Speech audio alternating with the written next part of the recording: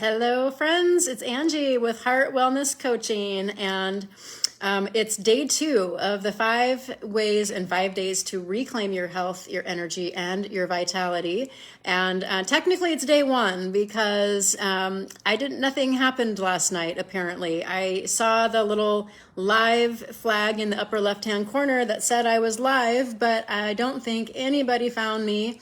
And my video was nowhere to be found after I got done. So I don't know what happened. I was on fire. It was amazing, but no one got to see it. So today is day 1/day 2, and I am going to recap what I talked about for half an hour last night to no one, and add in day 2's topic. So if you are joining me live, please say hello. I love to know who I'm connecting with. And if I happen to miss you, hi Ed.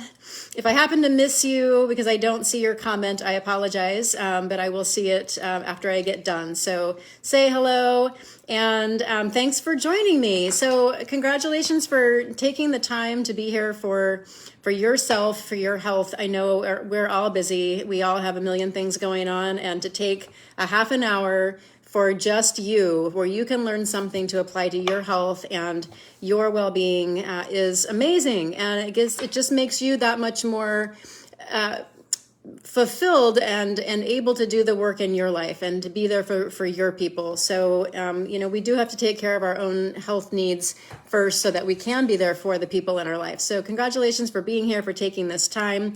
What I want to talk about today was going to be primarily about getting outside. If you follow me at all, you know how passionate I am about it. It is so important that we get outdoor exposure for our health. There is a ton of research to back it up.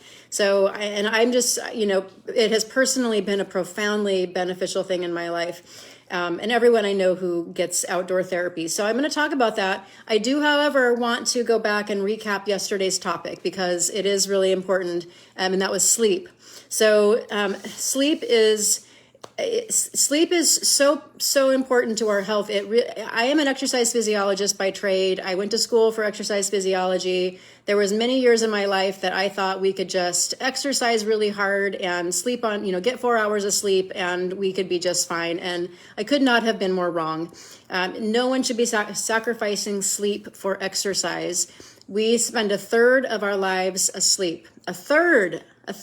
That's a lot of time to be asleep. So how important is sleep? If we're designed to be asleep for a third of our lives, you have to imagine how important it is that we do that. There are things happening during that time that are essential to our health, that are essential to our longevity. So we really need to get into our circadian rhythm. We need to be really maximizing and focusing on good quality sleep.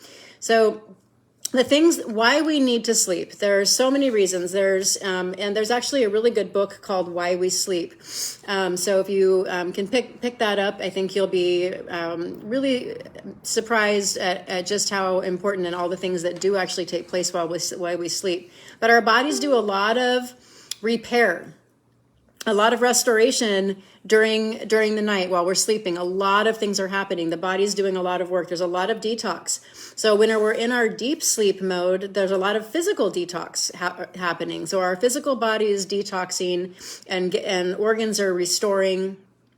When we're in our REM phase of sleep, we're getting all of our mental detox. So the brain's doing a lot of detox work during REM sleep. We're locking in memories. The body's getting rid of toxins so that we can function better during the day. So if you can imagine how, our body's detox organs are working really hard all the time, and especially at night. And so if we're not giving them that time, then we're walking around all day with this toxic burden. So you can imagine if we're carrying around extra toxic load, we're going to be fatigued. So we're just not going to feel our best. Our body's not going to be operating toxic burden. So we really want to support our body's detox by getting good quality sleep. So we also have, I think my connection is a little not so great, so I apologize if you guys lose me. So we also have a lot of hormones that are regulated in our sleep cycle. So and our hunger hormones are part of those. So if we're not getting good sleep, we're going to have dysregulation of our ghrelin levels and our leptin levels. So when we get adequate sleep, we're going to have lower ghrelin. Ghrelin is secreted by the stomach. And so when we're getting good sleep, the stomach doesn't secrete as much ghrelin, and it doesn't signal for us to be more hungry. So if the stomach is secreting a lot of ghrelin, it's signaling to the brain that it's hungry. And so if we're getting good sleep, then the stomach is able to, everything functions better, and the stomach isn't going to secrete as much ghrelin. And then leptin levels are secreted by the fat cells. So when we get good enough sleep, then the fat cells actually stimulate and secrete more leptin, which tells the brain there's plenty of fat stores, we're full, we're fine, you don't need to eat anymore. But if you don't get good sleep, then those fat cells secrete more, or they don't secrete as much leptin. And so the downregulation of leptin tells your brain you need to eat more. And there's not enough fat in storage, so you need to eat. So those hunger hormones can be really out of whack when we're not getting good sleep. And that's why, if any of you felt this, I know I have, if I struggle with insomnia, if I'm not going to bed on time, all day long, I want to eat. I just want a snack. I eat a meal, I'm hungry a half an hour later, I'm just wanting to constantly eat. So when you're not sleeping, your brain says, I need fuel, I need fuel, I need fuel. Really what you need is sleep. So that's a really big reason why people have cravings. They're not craving salad when they're not sleeping well. They're craving carbs. People want carbs. They want simple sugars. They want scones. They want cookies. They want lattes. They want chips. They want carbs. So that's what your body craves when your hunger hormones are all out of whack from not getting good sleep. We also are going to have higher stress hormones and dysregulation of our sex hormones. So it's going to cause us to have irregularities in estrogen and testosterone production. We're going to have, when we're underslept, we're going to have higher levels of cortisol, which is our stress hormone. And that's going to cause, that higher stress hormone is going to contribute to higher blood sugar levels. When higher blood sugar levels are going to contribute to higher insulin levels. And one of the really important measures for cardiovascular risk is, what are your glucose levels? What are your insulin levels? There's a whole bunch of other labs that I talk about that everyone should know for cardiovascular risk, but right now, as it pertains to sleep, it's the glucose levels. When I wasn't getting adequate sleep, my blood sugar levels in the morning were always a little high, like slightly over 100. That's pre-diabetic. So you really want to get good sleep so that your cortisol levels can be better regulated, which can downregulate your blood glucose levels, which can downregulate your insulin. So you don't want high fasting glucose and high fasting insulin. You got to get good sleep to get those numbers regulated. Okay, immune health. So getting good sleep is essential, absolutely essential for good immune health. When we're getting sufficient hours and good quality sleep, we're able to have a well-balanced immune system that has strong innate immunity and strong adaptive immunity, and can respond well to vaccines and have less severe reactions to vaccines. So, whatever your stance is on the vaccine issue, having a strong innate and adaptive immune system is super, super important right now. And you have to have good sleep to have that. You cannot have good immunity if your sleep is sacrificed, if your sleep is jeopardized. Memory and focus. So, if you have a job where you need to be alert, you're constantly learning, you're having to take in a lot of information all the time, and you're not getting good sleep, that's going to be a real struggle for you mentally and emotionally, because you're going to struggle to retain information, you're going to struggle to focus, and that can just really jeopardize your performance at work, and that can be really fatiguing. So we lock our memories in at night. That whatever we've learned during the day, when we sleep at night, we lock that information in. So that's really important for anyone that's in any kind of work that they are constantly taking in new information. Poor sleep, chronically poor sleep, can lead to symptoms of depression and anxiety, and depression and anxiety can cause poor sleep. So that's a really nasty double-edged sword. So we really have to focus on getting the good sleep for having good emotional health and emotional regulation.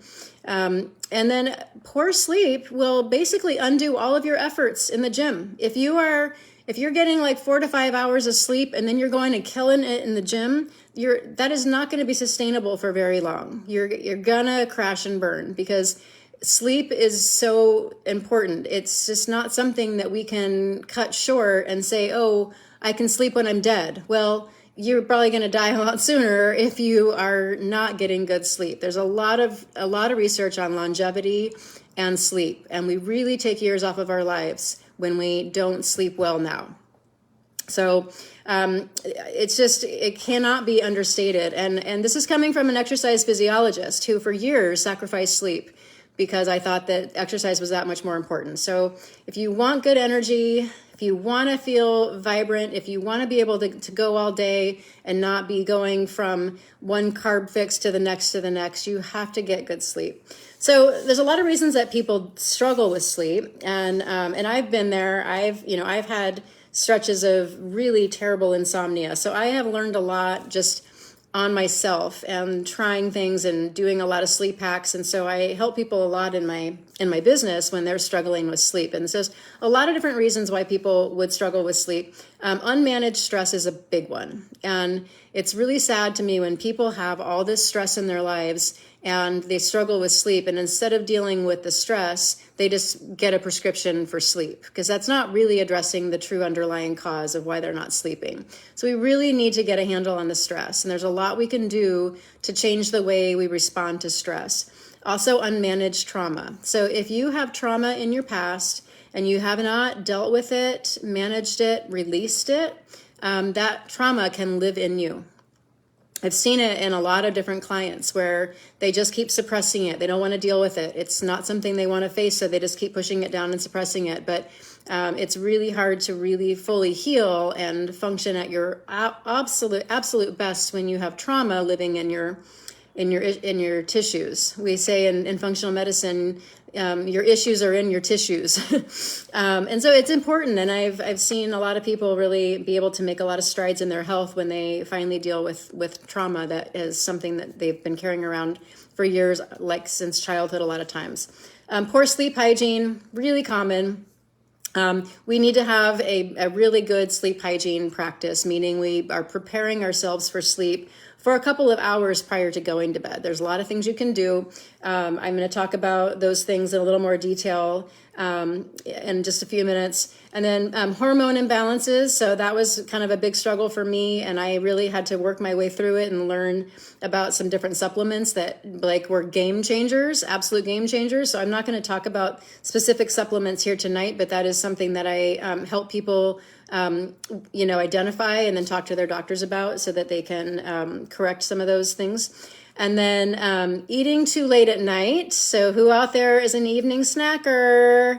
I was a big evening snacker. I still struggle with it. It's something I'm always trying to work on. But when we eat too late at night, that's a huge issue for our sleep, because we really want our digestion to be kind of done. And when we're going to bed, we don't want to be going to sleep and have all this food in our digestive tract trying to be digested. We really want that process to be done. It really interferes with the body's ability to get into deep sleep. And I've been tracking with my Oura Ring, so I know what my deep sleep levels are, and I know if I eat too late at night, my deep sleep is in the tank. So we really need to focus on wrapping up our dinner and then just being done with food. We really shouldn't be drinking a lot of fluids an hour or two before bed, and so, I sometimes will have tea, but I have to kind of work on that too, and just really try to not have a lot of beverages so that we're not up multiple times at night peeing. There are certain medications that can cause poor sleep. So those are things that I just work with people kind of one-on-one. And a lot of times those medications the timing can be adjusted. You can take it in the morning instead of the evening, various things. Of course, caffeine, if you're drinking caffeine after 10 a.m., it's likely going to be affecting your sleep. Alcohol, people think alcohol has a sedative effect, and it may actually have a little bit of that effect to get you to sleep, but it actually gives you terrible sleep through the night. It actually really messes with your deep sleep. It's not conducive to good quality sleep. People think it is, but if they were actually to measure with a sleep tracker, they would see that alcohol is actually really terrible for good quality sleep. So trying to minimize that and get away from the nightly consumption of alcohol, which I was that person, and I'm so glad that I'm not anymore, because it's made a huge difference. And then, of course, nicotine is just a terrible idea all the way around. Sleep disorders can also be an issue. People can have either central or obstructive sleep apnea, where they have multiple times a night where they stop breathing, and there's different reasons for that, but that's something to really be aware of if that's happening, because it's a huge risk for a lot of other chronic issues, not to mention car accidents. And then people who are dealing with chronic pain or chronic reflux, hyperthyroid, neurological disorders, and actually all of those things can get better with some lifestyle changes. So I've had people with all of those conditions in my program, and they see improvements in all of those things, and all of those symptoms associated with those conditions get better with diet changes and lifestyle changes. So those things can be improved, but they can be a reason why people struggle to sleep. So I like to say, sleep time is the new me time. So if, a lot of people think, well, I don't want to go to bed too early because that's my time. Like, that's when I have my time. I like to sit on the couch, and I like to wind down, and I like to, scroll through social media or watch my favorite TV shows. And it's just the time that I have for me. And unfortunately, they will stay up too late doing that and then not get adequate sleep. So I'm trying to convince people sleep time is the new me time. Focus, just make it like a treat that you're giving yourself. Instead of saying, oh, I have to go to bed, say, oh, I get to go to bed, and maybe put some, have a essential oil diffuser in your room. Maybe have some nice soothing music that you listen to when you go into your room, so it feels kind of like a spa when you go to bed, and it feels like a treat that you're giving yourself to go to bed. Because we do have to look at it that way. It's not like you're punishing yourself by going to bed early. You're giving yourself the gift of getting in bed early and getting a good night's sleep, because that is adding huge value and years to your life. So some things to think about to just get good sleep. And then part of what I'm going to talk about for sleep is my topic for tonight, which is outdoor exposure and natural light. So I'm going to spend a little more time on that, since that's technically what today's topic was going to be. So we want to plan to get 8 to 9 hours of sleep. So when you plan for 8 to 9, you're probably going to get 7 to 8, right? Because we don't always follow through 100%. So if you plan for 8 to 9 hours, then you'll probably get 7 to 8, which is better than a lot of people are getting. I think a lot of people are averaging about 6 right now. So you just think about, okay, what time do I need to be in bed if I'm going to get 9 hours of sleep? And then just kind of, move backward from there, and then figure out, when do I need to eat dinner, and when do I need to be done with food, and when do I need to be done with screen time, which we're going to talk about. We want to be trying to avoid screens for a couple hours before bed. And I know for some people that's really hard. Like, if you are someone that has work to do and you just cannot figure out any other alternative, but you just have to be on your screens, then you need to be wearing blue blocker glasses. So these are my blue blockers. And technically, when the sun goes down, these should go on, because we need to be in circadian rhythm. We need to be in working kind of in harmony with the rise and fall of the sun. And so as soon as the sun goes down, I put my blue blockers on, because I am on my computer in the evening, and sometimes I will watch TV in the evening. And these make a huge difference. So what kind of light gets through your eyeballs has a big impact on your sleep hormone. And so blue light, the light that comes from a lot of our LED lights in the ceiling and overhead light in general, signals to your brain that it's daytime. And so it's not telling your brain that it's time for sleep, and it's not signaling to get your melatonin secreted. So you want to start, when the sun goes down, you want to start sending messages that tell your body time to secrete melatonin, sun is down, sleep is coming. So you got to get those blue lights out, and ideally overhead lighting should be minimized. Avoid going to bed too late. We all have a different sleep archetype. There's like 4 different archetypes, and I can't remember, the lion and a bear and owl. I don't remember what the fourth one is. I think those are three of them. But so we all, if you can go on and like do a sleep archetype quiz and see what your archetype is. And that will sort of tell you like where is the best timing for you to go to sleep. And my Aura ring also kind of tells me like what's the best timing for my sleep. But going to bed after midnight is just generally not good for anybody because you're going to miss out on some good deep sleep. A lot of our deep sleep happens between 10 and midnight. So taking late afternoon or evening naps is also not a good idea, or taking naps longer than 45 minutes isn't really helpful. If you take like a little short power nap, that seems to be fine. Avoiding large meals or spicy meals. So anything that causes any digestive upset. And then if you're eating a big meal and you're going to bed within an hour, that's just really not good for your digestion or your sleep. Both things will suffer. So really got to go to bed on an empty stomach. I know that can be hard sometimes. Like people think, oh, I don't want to go to bed hungry. But try it and try getting used to it.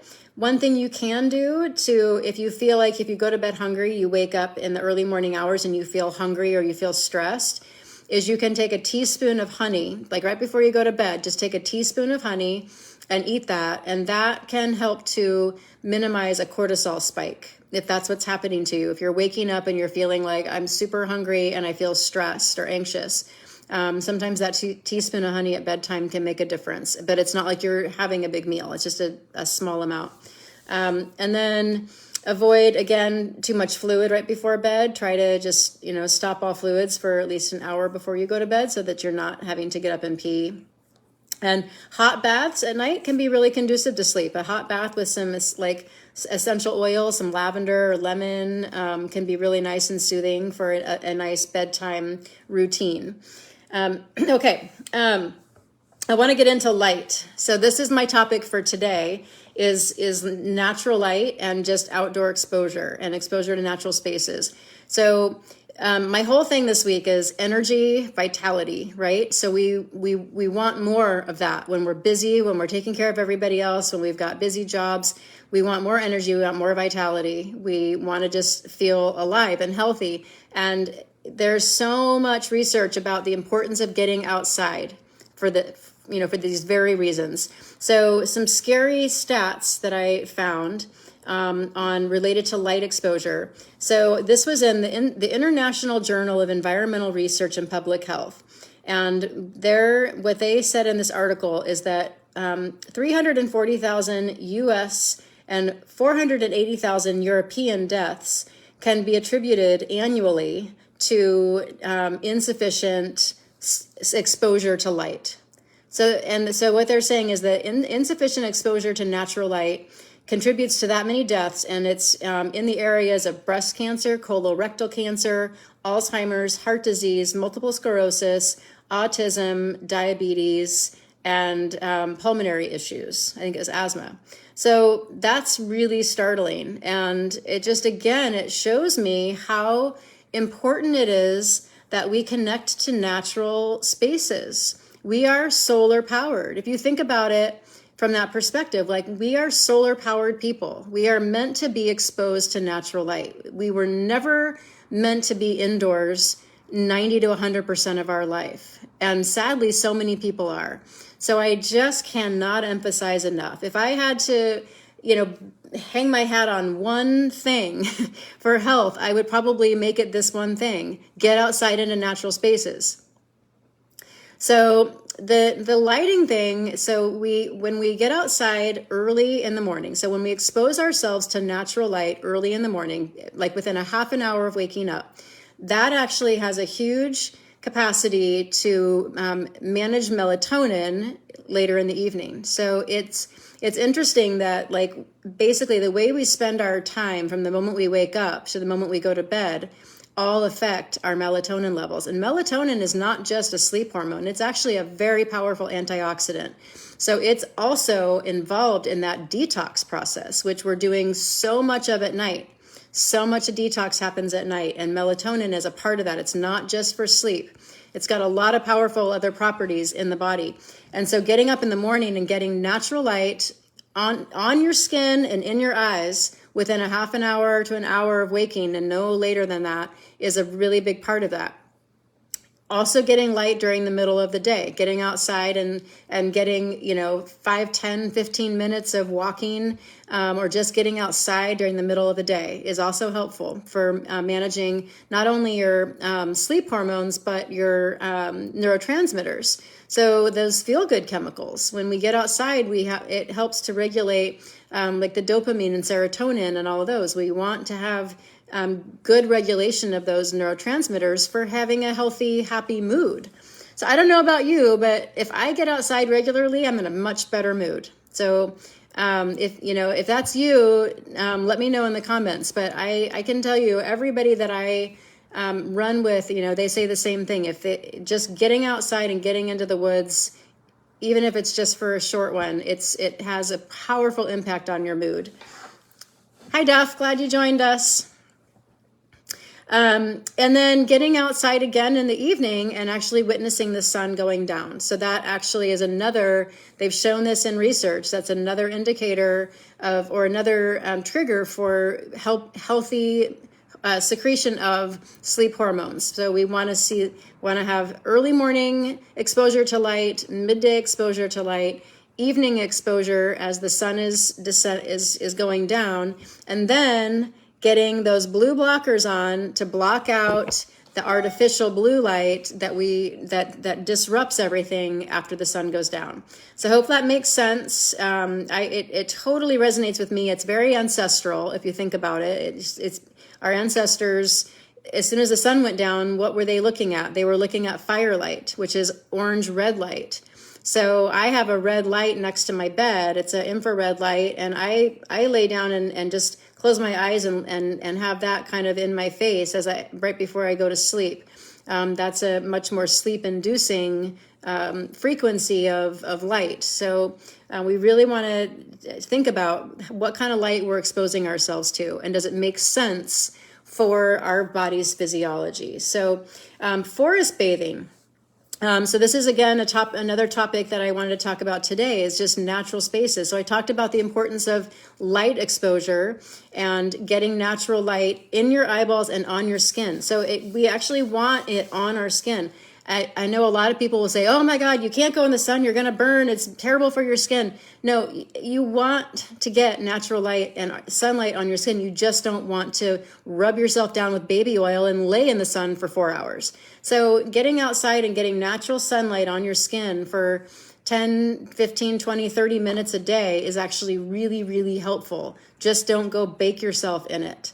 So just because a little is good doesn't mean a lot's better. I mean, you can do too much of anything, but you want sun. You want your skin to be exposed to the sun for small amounts of time. It has an effect on the nitric oxide levels in our body, which nitric oxide is a vasodilator, and it's very powerful in our circulation. If we don't have good circulation, I mean, nothing can work, right? Like everything in our body requires circulation. And nitric oxide is a big part of that vasodilation that allows good circulation. And that is triggered with exposure to natural light. So I just can't emphasize it enough. You are going to feel so much better if you get outside regularly. So I know a lot of people are like, well, when do I have time? I work all day, then I have to go get the kids, then I have to come home, then I have to make dinner. Well, if you are working, you should be getting breaks. If you're not taking breaks, figure out how to take your breaks, because you deserve them. Everyone deserves to take breaks. You should be getting paid for a half an hour break, and you should be getting paid for 2 15-minute breaks, and you should get a half an hour break unpaid. If you're not taking those, it's on you. You need them. You absolutely deserve them, and you legally are allowed them. So take your breaks and get outside. Before I left my last job, I was outside 3 times a day walking. I walked a mile on my morning break. I walked 2 miles on my lunch break. I walked a mile on my afternoon break. And I felt so good after those. And I would do it year round. Puffy, heavy winter coat in the winter months, and, light clothes in the summer months. You have to get outside. Figure out how to do it. Even if it's just one of those breaks, figure out how to get outside during the day. Okay. And then getting out into natural spaces. So this is not something obviously you can do every day, but if you can at least once, maybe twice a week, get yourself into natural spaces like some sort of forest or woods or grasslands or nature preserve, whatever is near you, whatever park, anything that you can get into that is a natural, sort of a natural space. That is going to help to regulate stress hormones, huge benefit to managing adrenaline and cortisol levels. It helps with your immune function and activates the natural killer cells. It helps to decrease inflammation and lowers interleukin 6 and interleukin 8, which are two markers of inflammation, which we should all know now that it's an inflammatory cascade that causes really bad outcomes in COVID, and that contributes to heart disease and many other chronic diseases. You really want to manage your inflammation. Getting out into natural spaces will help with that. It enhances our emotional state. It improves other cardiovascular markers and lowers blood pressure and heart rate. It can improve metabolic markers like your triglyceride levels. It reduces or increases your antioxidant capacity and allows your antioxidant pathways to work better, and just allows it makes your body and increases the relaxation in your brain and in your body. So tons of benefits of getting into natural spaces, getting out into the woods. There's tons of research on it. The Japanese call it forest bathing. So Google it, look it up. There's a lot of convincing evidence that we need to be in those natural spaces as often as we can be. So another thing that, like, if I had to pick just one or two things to really focus on as a coach, that would be one of them. So if you can find a space, a park, anything that feels natural, that feels like there's, just lots of greenery and shrubs and things growing, just find those spaces and get to them as often as you can. The last few things that I want to talk about, and then I'm going to wrap this up. So breath work for sleeping. So I'm jumping back into sleep just for a couple of minutes.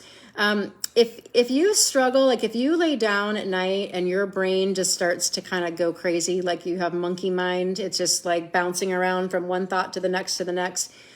Focusing on breath can really be helpful, and there's a lot of evidence on this type of breath work called the Physiologic Sigh. So Google that. Like if you're curious about it, Google Physiologic Sigh, and Patrick McEwen will probably come up, and there'll probably be a bunch of links to some of his YouTube videos where he demonstrates it and talks about it.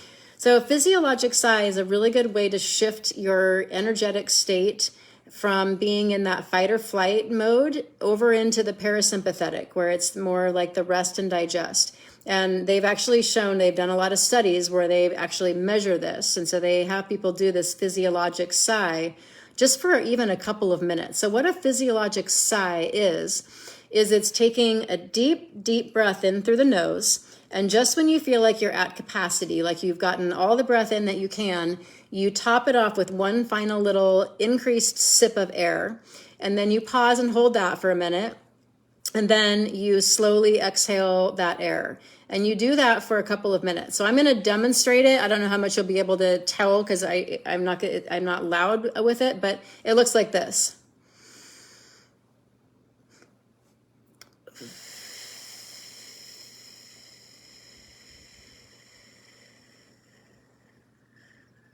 Really long exhale.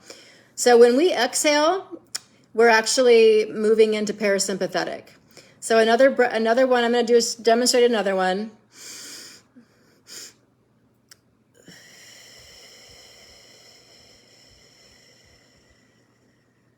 So it's a deep breath in and then another little sip of air. So you feel like you can't get any more air, but you just try to suck a little more in.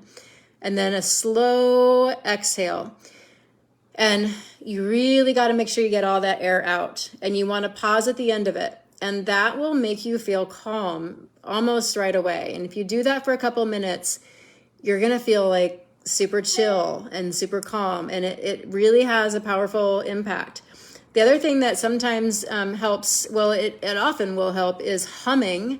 And so you can kind of combine, like I'll combine that physiologic sigh with humming. So humming is actually stimulating your vagus nerve. So your vagus nerve is a nerve that leaves your brain at the base of your brain and actually travels all the way down through your body, and it innervates the digestive system, cardiovascular system, and multiple things along the way. And when we don't have good vagal tone, when we have poor vagal nerve function, a lot of things can be dysregulated. We can have a lot of issues with arrhythmias and just feeling like, weird stuff going on with our heart. It's going to really impact our digestion. I've seen a lot of people have issues with digestion that seem to be related to poor vagal tone. So we want to have good, healthy vagus nerve function, and things that stimulate the vagus nerve are things like singing and humming. And even deep diaphragmatic breathing. So you can do the physiologic sigh, where you do the deep breath in and then that last little sip of air. And then on the exhale, you hum and you kind of feel the vibration.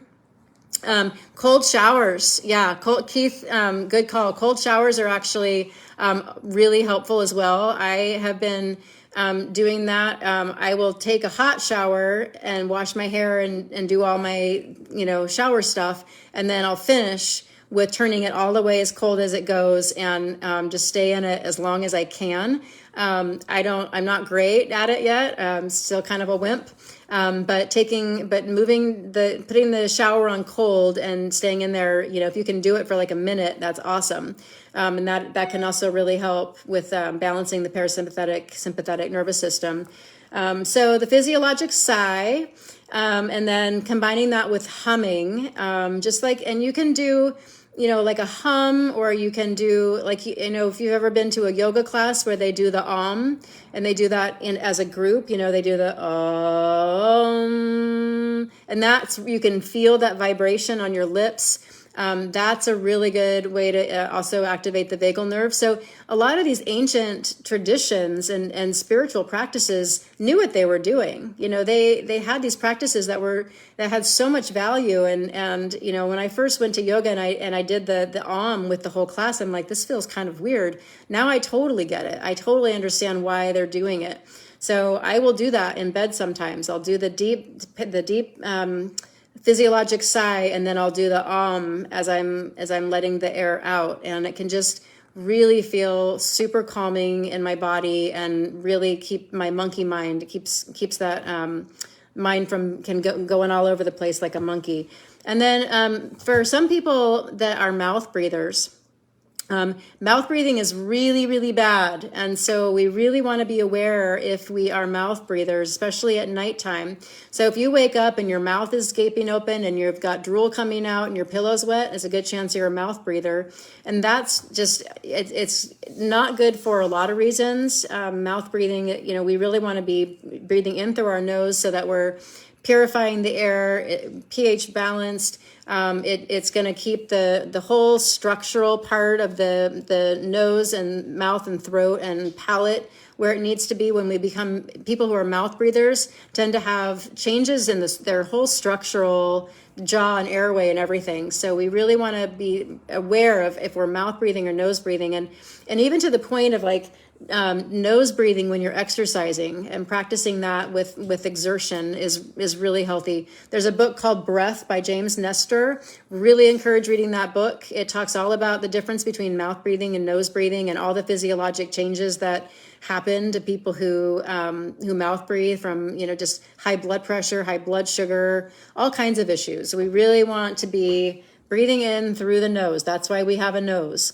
And so you can tape your mouth at night. So if you are concerned that you might be a nighttime mouth breather, get some of that 3M pore tape that's meant for skin and put a little strip straight down from your nose down just below your lower lip. And you'll still be able to get a little bit of air in through the sides, but it's going to keep your mouth generally closed and force you to nose breathe at night. Saline spray up the nose before bed. Yeah, that can be helpful.